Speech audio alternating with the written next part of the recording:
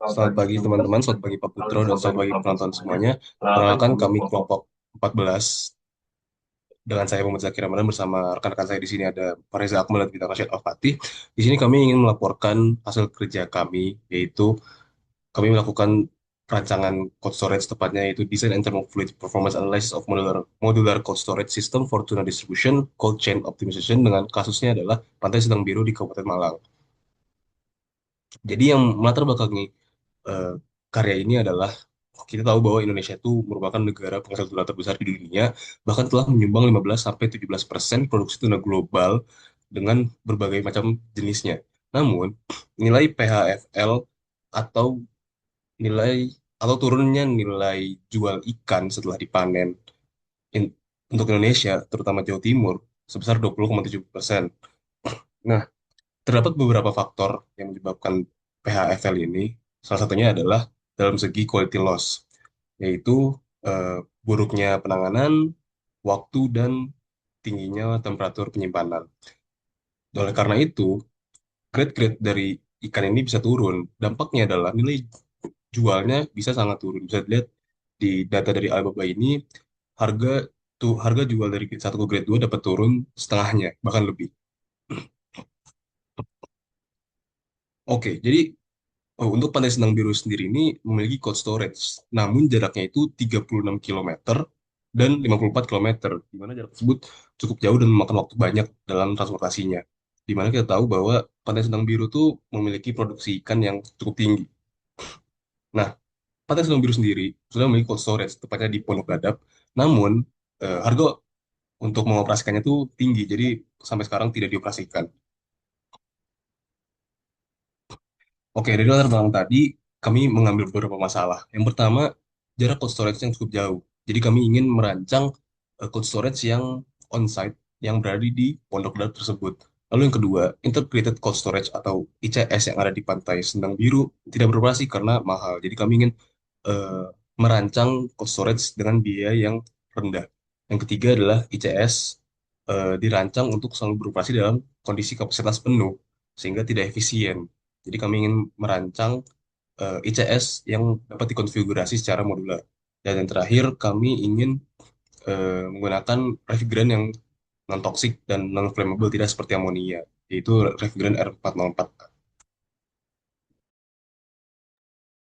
Kemudian untuk dari desain requirement dan juga objektif dari thermal system requirement-nya itu yang pertama dari required temperatur dari masing-masing room seperti yang bisa dilihat itu di anteroom sampai 2 sampai 4 derajat Celcius.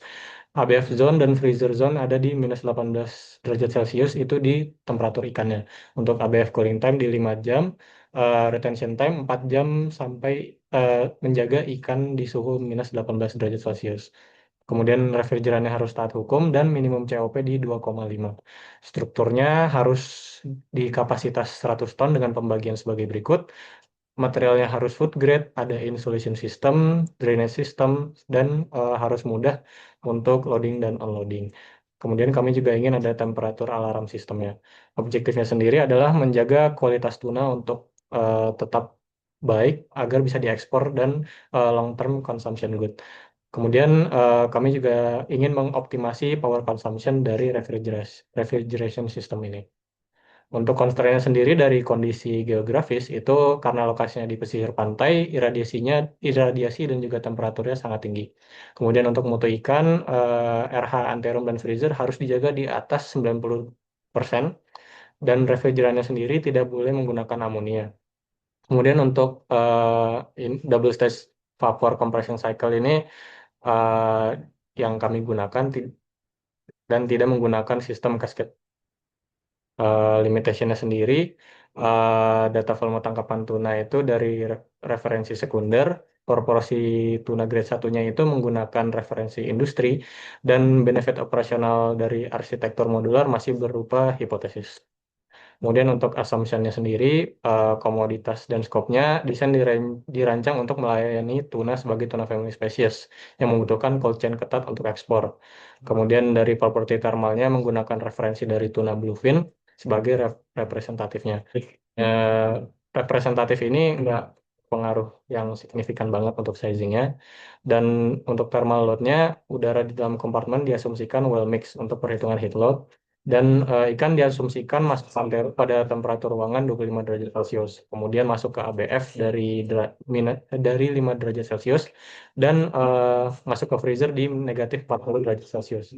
Untuk solar radiationnya sendiri dihitung untuk semua permukaan bangunan yang terekspos oleh komponen GHI, DNI, dan DHI dari NSRDB. Infiltration load dihitung menggunakan doorway flow method.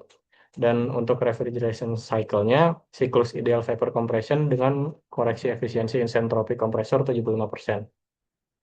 Kemudian untuk kondisi keluar kondensernya itu adalah saturated liquid dan ekspansinya isentalpic. Untuk dimensinya yang kami tentukan itu dari tuna boxnya kami mengikuti ukuran rata-rata ikan tuna jadi di set di 1,4 kali 1 kali 0,6. Dan freezer roomnya sendiri karena kami ingin kapasitasnya 20 ton maka ada 24 tuna box di dalam ruangan tersebut. Untuk memuat 24 tuna box maka ukuran ruangannya minimal kami dapatkan di 6,6 kali 5,4 kali 3,5 meter dengan layout sebagai berikut. Dan untuk ruangan yang lainnya menyesuaikan dengan kapasitasnya dan layoutnya sebagai berikut. Untuk non-gravity measure analysis, di sini kami mengambil dua uh, kondisi. Yang pertama ketika beban puncak, yaitu ketika temperaturnya tertinggi di 29,4 derajat Celcius. Dan yang kedua ketika kelembapannya tertinggi. Dari sini kami dapat nantinya mendapatkan parameter analisis kapasitas maksimum dan juga risiko konektor. Nah, kemudian untuk cooling load calculation, di sini kami menghitung ada tiga hal besar yang kami hitung. Pertama, transmission load calculation itu load dari eksternal, dari luar ke dalam, jadi terutama dari matahari. Kemudian untuk ada inversion dan ventilation load, ini yang dari udara udara luar yang masuk ke dalam. Kemudian dari internal yang meliputi produk tunai dan juga ada internal heat lainnya seperti pekerja, lampu, dan equipment. Di sini untuk transmission load kami menggunakan metode heat balance method berdasarkan ASRE Handbook Fundamental tahun 2017. Jadi ada 4 tahap yang terdapat di sini. Ada outdoor phase heat balance yang nantinya kami akan mendapatkan temperatur permukaan luar, kemudian kami menghitung conduction-nya. Setelah itu indoor phase heat balance dan kami akan mendapatkan temperatur permukaan dalam bangunan, kemudian air heat balance sehingga kami mendapatkan total transmission load. Nah, di sini kami juga menggunakan software bantuan perimeter simulating dan juga energy cost yang tersebut. Nah, berikut merupakan hasil dari calculation menggunakan MATLAB Simulink. Jadi di sini kami mendapatkan nilai Q sebesar 165,4 kW sebagai Q puncak. Dan di sini dengan asumsi ikan 100 ton masuk di jam 7 langsung sampai jam 17 untuk mendapatkan beban puncak. Kemudian dari software Auto Studio Energy Plus, ini kami mendapatkan humidity ratio untuk freezer berada di atas 70%. Nah, di sini kami awalnya merancang dulu bangunannya, kemudian merancang thermal zone-nya, sehingga dan juga menginput variabel-variabel yang berubah.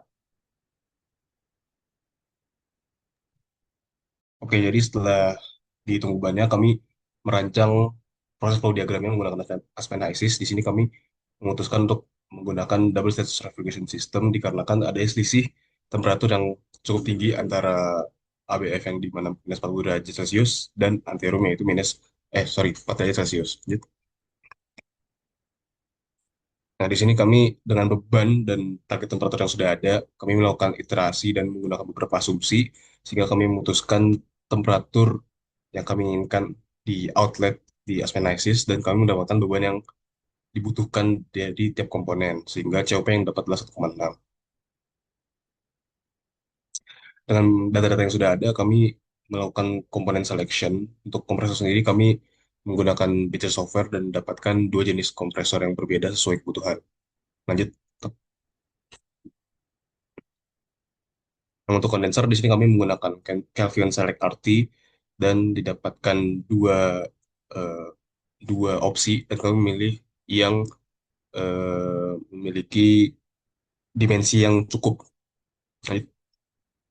Lalu untuk evaporator kami menggunakan Meissner untuk di anteroom, dan kami memilih yang harganya cukup rendah.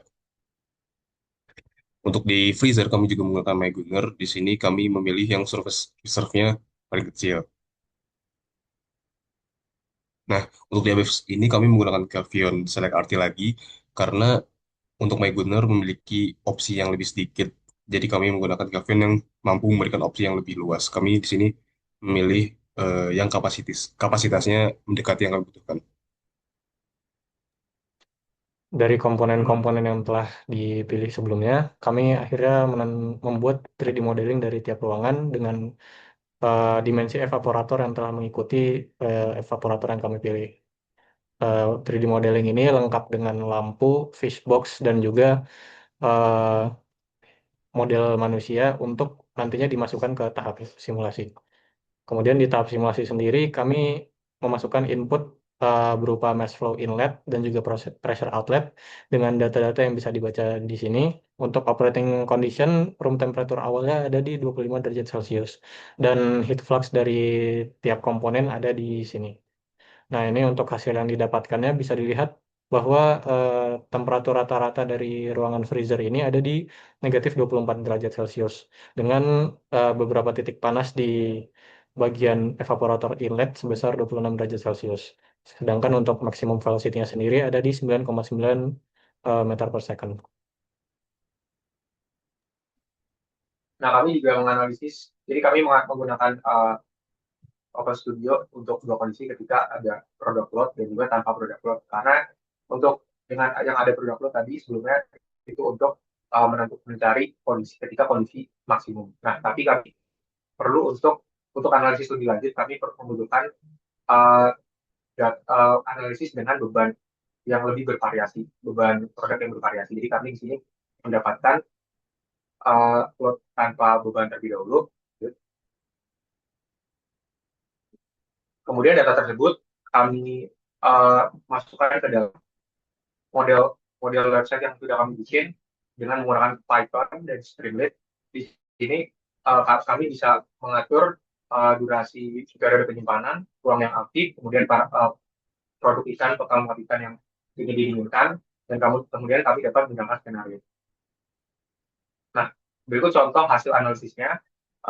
Yang di kiri itu terdapat beban load dan juga uh, waktunya. Kemudian di kanan itu konfigurasi kompresornya, berapa daya yang beban evaporatornya.